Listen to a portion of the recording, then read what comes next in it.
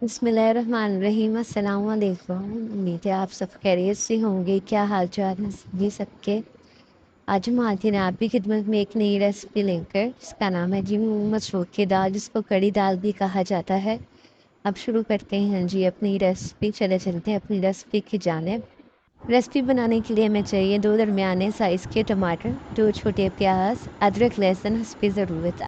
मैं यहाँ दाल का छोड़ लेना भूल गई थी। आप मसूर की आधा किलो दाल को अच्छी तरह धोकर आधा घंटा पहले भिगो दें। अब देख प्रेशर लें, इसमें शामिल करें थोड़ा सा ऑयल और इसमें शामिल करें स्लाइस में कटा हुआ प्याज और इसको अच्छी तरह हिला लें। जब आपका प्याज लाइट गोल्डन ब्राउन हो जाए तो इसमें शामिल करें अदरक लहसुन का पेस्ट। अब अदरक लहसुन के पेस्ट को अच्छी तरह प्याज के साथ फ्राई कर लें ताकि इसकी खुशबू निकल आए और अच्छी तरह ये भून जाए। अब इसमें शामिल करें कटे हुए टमाटर और इसको अच्छी तरह हिला लें और टमाटर बिल्कुल अच्छी तरह मैश कर लें ताकि आपका मसाला अच्छी तरह भून जाए। अब इसमें शामिल करें 1 छोटा चम्मच हल्दी। आप इसे अपनी ज़रूरत के मुताबिक भी शामिल कर सकते हैं।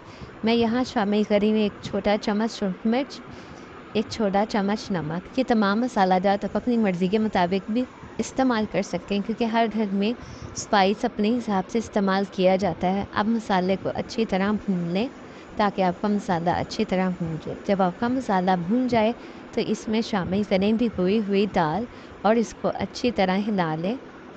इस तरीके से दाल बहुत ही मज़ेदार और लज़ीज़ बनती है। आप ये रेसिपी अपने घर में ज़रूर ट्राई कीजिएगा और मुझे इसका कमेंट में रिव्यू ज़रूर बताइएगा। अब इसमें शामिल करें पानी। पानी इतना शामिल करें कि दाल अच्छी तरह इसके अंदर डूब जाए। अब प्रेशर लगाकर चूल्हे के ऊपर दरमियानी आंच पर 10 मिनट के लिए छोड़ दें।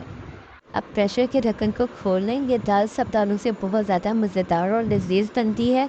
आप इसे घर में अपने एक बार ज़रूर ट्राई कीजिएगा। उम्मीद है कि आपके घर में ये दाल सबको बहुत ज़्यादा पसंद आएगी। सब इस दाल के फ़ैन हो जाएंगे।